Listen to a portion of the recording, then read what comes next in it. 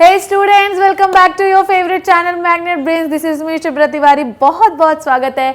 इस चैनल पे आपको प्रोवाइड कराया जाता है बिल्कुल फ्री एजुकेशन ताकि आप अपने लाइफ में बहुत बेहतरीन कुछ कर सके. आई नो कि लास्ट क्लास में स्ट्रक्चर में थोड़ा सा डिफिकल्टी हुई होगी. एक बार जल्दी से फट से रिविजन कर लें किडनी के डायग्राम पे. तो चलो आओ बोर्ड की ओर. चलो तो सबसे पहले लेट्स टॉक अबाउट कि किडनी के कितने जोन होते हैं. हाँ मैम हमको पता है किडनी के जोन होते हैं दो. The outer one zone is what? The outer one zone is the called as calyx. The outer one zone is called as cortex and the inner one zone is the medulla. ठीक है. तो ये देखिए ये होता है renal cortex. थोड़ा सा मैं एक bold कलर को ले लूं. So outer one zone is called as cortex. ठीक है. तो जो dot dot dot dot dot dot area दिख रहा है it is called as cortex. Okay. And the inner one zone जो कि इनर वन ये देखिए आपको ये एरिया दिख रहा है it is called as medulla. हाँ मैम इतनी बात तो हमको समझ में आ गई थी. अब आपको मेड्यूला में ऐसे पिरामिड लाइक 1 2 3 4 5 6 स्ट्रक्चर दिख रहे हैं. It is called as pyramid या it is called as renal pyramid. ठीक है. अब आप समझिएगा बिल्कुल ध्यान से समझिएगा. रिनल पिरामिड जिस ओपनिंग से ओपन होता है उसे आप कहते हैं रिनल पेपिला. क्या कहते हैं? Renal papilla. हाँ मैम इतनी भी बात समझ में आ गई थी. देन आप समझिएगा अब आपका जो रिनल पिरामिड ओपन होता है वो ओपन होता है किसमें? माइनर कैलिक्स में. कितने ओपन होता है? माइनर कैलिक्स में. पर बहुत सारे माइनर कैलिक्स मतलब लाइक 1 2 3 माइनर कैलिक्स जिस जगह पर ओपन होते हैं उसे आप कहते हैं मेजर कैलिक्स. ठीक है. तो आपका पिरामिड जिस जगह पर ओपन होता है उसे आप कहते हैं माइनर कैलिक्स और सारे माइनर कैलिक्स जिस जगह पर ओपन होते हैं उसे आप कहते हैं मेजर कैलिक्स. डन. अब आप क्या देख रहे हैं कि सारे 1 2 3 4 5 6 मेजर कैलिक्स जिस जगह पर ओपन हो रहे हैं इसे आप कहते हैं रिनल पेल्विस. क्या कहते हैं? Renal pelvis. तो क्या होगा कि पिरामिड में यूरिन बनेगा तो माइनर कैलिक्स से मेजर कैलिक्स में आएगा फिर मेजर कैलिक्स से पेल्विस में आएगा. डन. और पेल्विस के बाद ये आएगा सीधा सीधा यूरेटर में. कहां पर आएगा? यूरेटर में. ठीक है.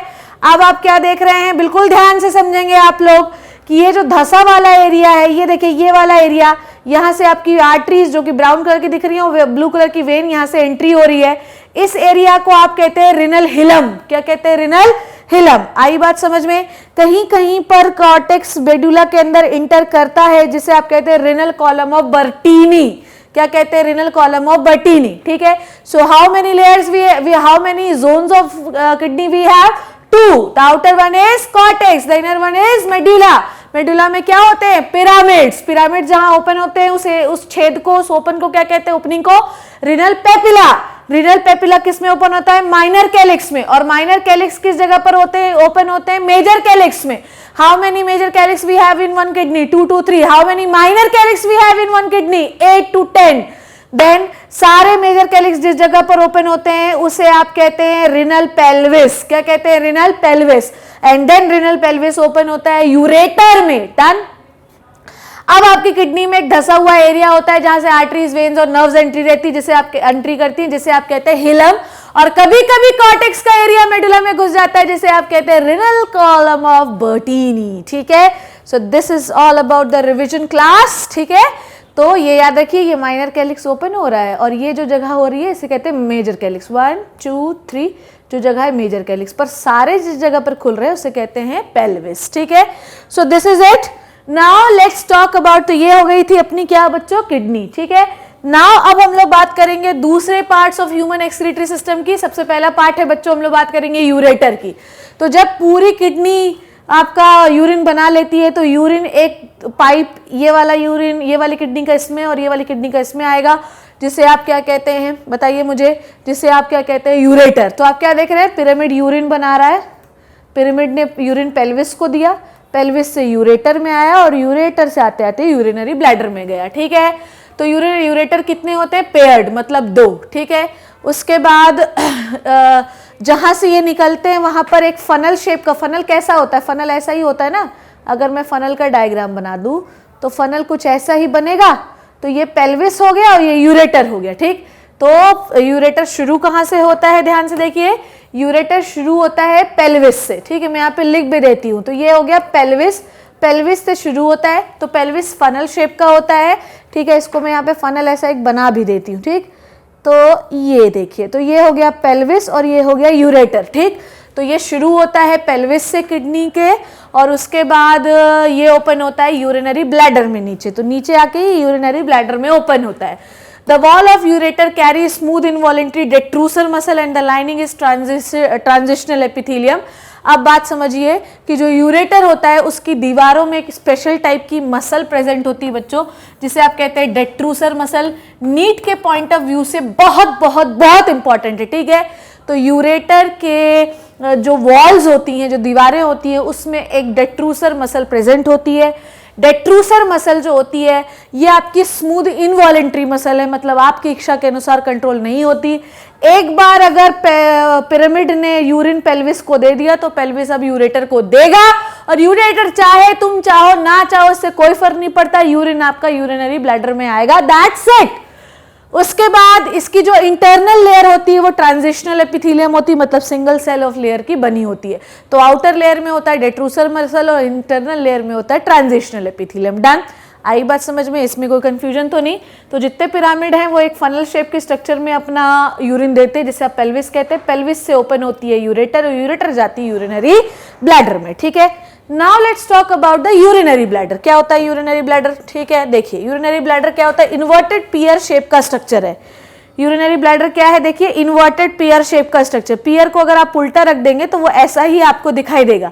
तो ये एक इन्वर्टेड पियर शेप का स्ट्रक्चर होता है, ठीक है। और एक यूरिनरी ब्लैडर की कैपेसिटी लगभग 400 to 600 ml होती, कभी कभी थोड़ा बहुत एक्सीड हो सकती है, ठीक है।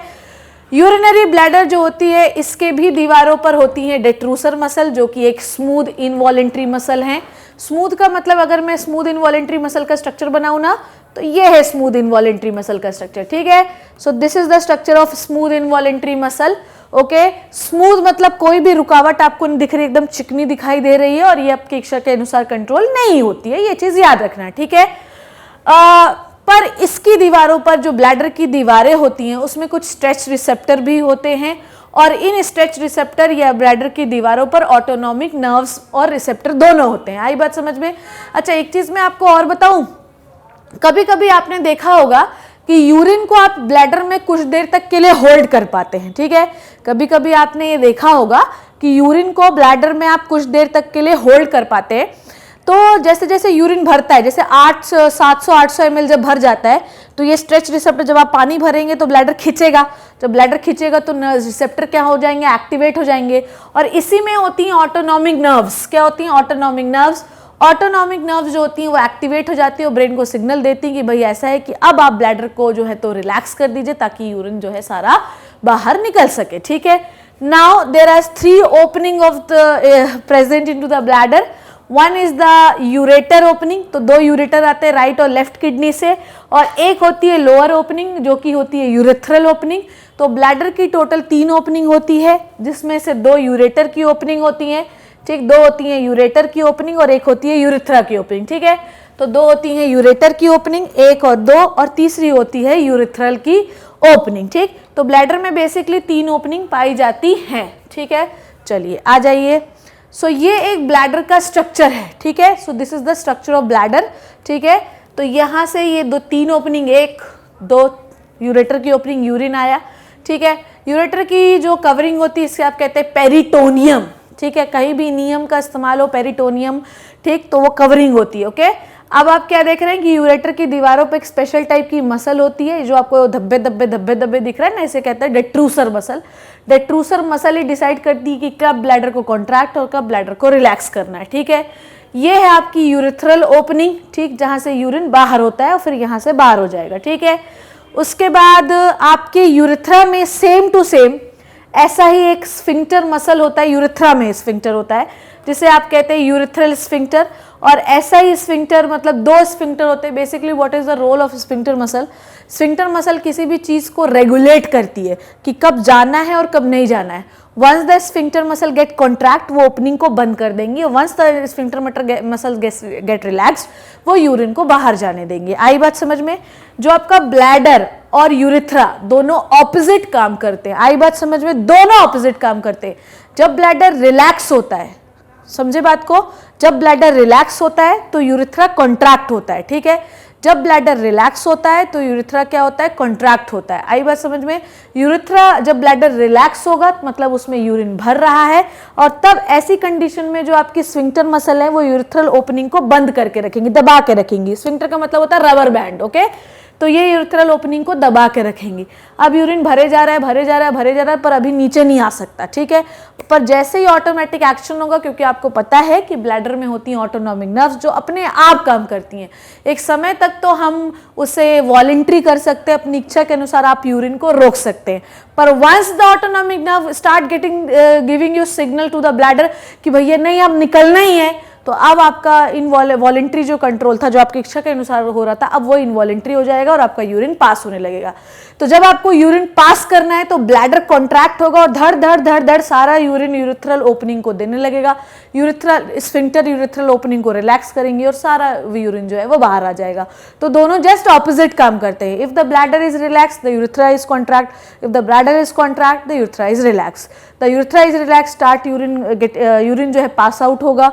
जब ब्लैडर कॉन्ट्रैक्ट होगा तो यूरिन यूरिथ्रा को जाएगा। जब ब्लैडर रिलैक्स होगा तो ब्लैडर भर रहा है, इसका मतलब।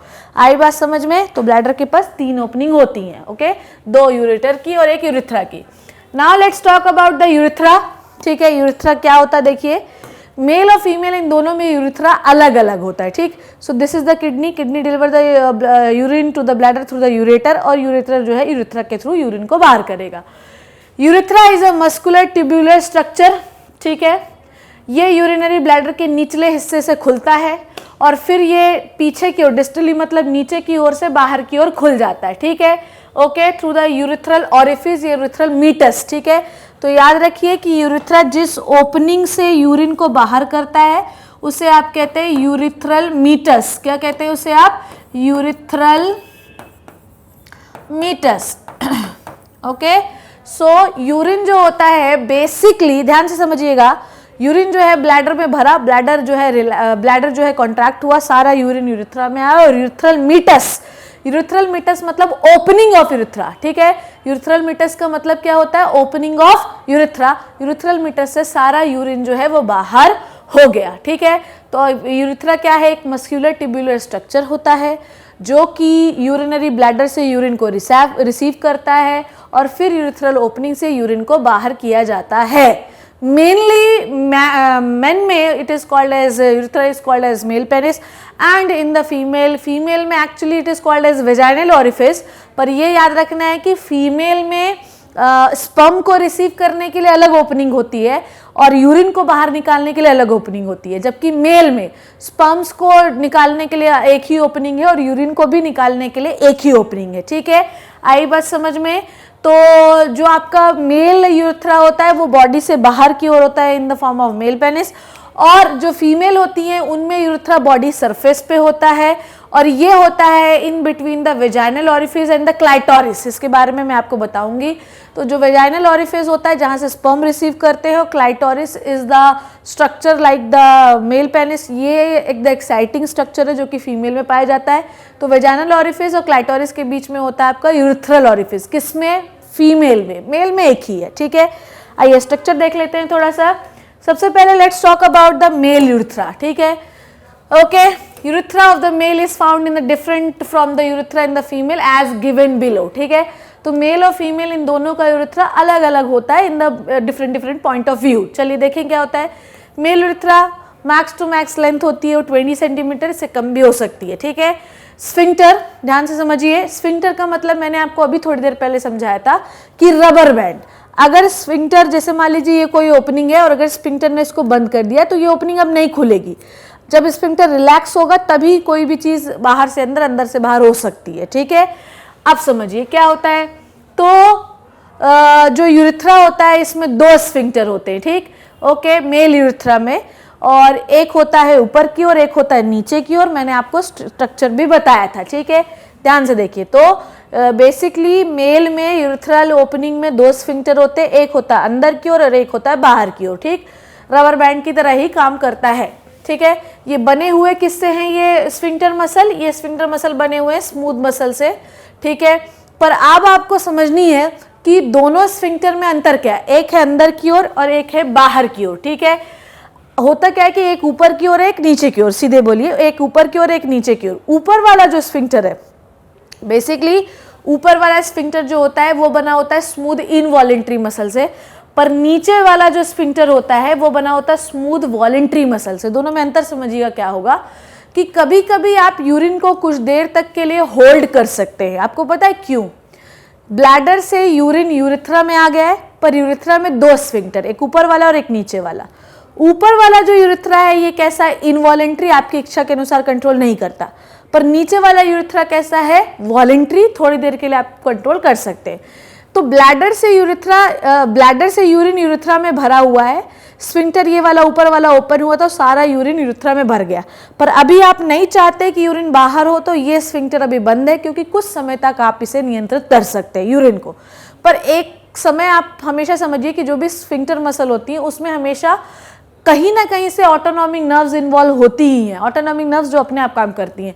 तो एक समय तक तो आप यूरिन को यूरिथ्रा में होल्ड कर सकते हैं, पर जब ब्रेन ने बोल दिया कि निकालो, तब वॉलेंट्री एक्शन भी इनवॉलेंट्री में कन्वर्ट हो जाता है by the action of your automatic nerves, autonomic nerves.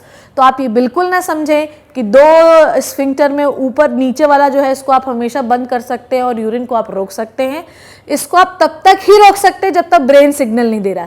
जैसे ही ब्रेन ने अपनी नर्व्स के द्वारा ये सिग्नल दिया नीचे वाले स्फिंक्टर को, ये स्फिंक्टर रिलैक्स हो जाएगा और सारा यूरिन बाहर हो जाएगा। So how many sphincter we have in the urethra? We have two sphincter in the urethra, upper and lower. The upper sphincter is the involuntary, so that the urine is easily came out from the bladder and filled into the urethra. But the lower sphincter is voluntary. The lower sphincter is voluntary, ठीक है? So for the some time we can hold the urine into the urethra, but not for the so long time. ठीक?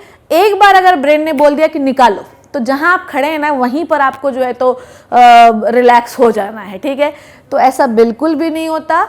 Body में voluntary कुछ action ऐसे होते हैं जिसे आप कुछ समय तक नियंत्रित करते हैं, पर अगर ब्रेन ने बोल दिया कि निकालो, तो फिर जिस जगह पर आप खड़े हैं उस जगह को आपको गीला कर देना है। आई बात समझ में? चलिए, now next thing is basically जो मेल यूरिथ्रा होता है उसके तीन पार्ट्स होते हैं। पहला होता है prostatic part. Prostatic part urethra के पीछे की ओर होता है। यहाँ पर जो यूरिथ्रा होता है उसके चारों तरफ से प्रोस्टेट ग्लैंड होती हैं। जो यूरिथ्रा होता है वो दोनों साइड से वासा डिफरेंशिया को रिसीव करता है फ्रॉम दोनों टेस्टिस, ठीक है, ओके। और उसके बाद आपकी यूरिथ्रा में काउपर ग्लैंड भी होती हैं, ठीक है।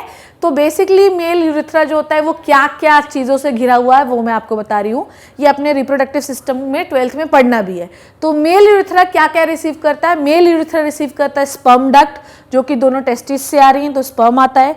उसके बाद मेल यूरिथ्रा के पीछे होती है प्रोस्टेट ग्लैंड, ठीक। और मेल यूरिथ्रा में होती है एक special type of gland called as Cowper gland.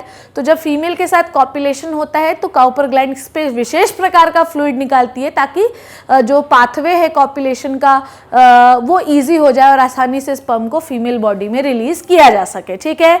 इसे कहते हैं Cowper gland, okay. Female urethra में जो ओपनिंग है, यूरिथ्रल मीटस है, यूरिथ्रल ओपनिंग है, it is a common passage for excretory and reproductive both the part, ठीक है। तो यहीं से यूरिन भी बाहर होता है, यहीं से सीमेन भी बाहर होता है। और ऐसे पाथवे को जहां से सीमेन और यूरिन दोनों पाथवे बाहर हो रहे हैं या दोनों चीजें बाहर हो रही हैं, it is called as urinogenital pathway. आई बात समझ में आपको?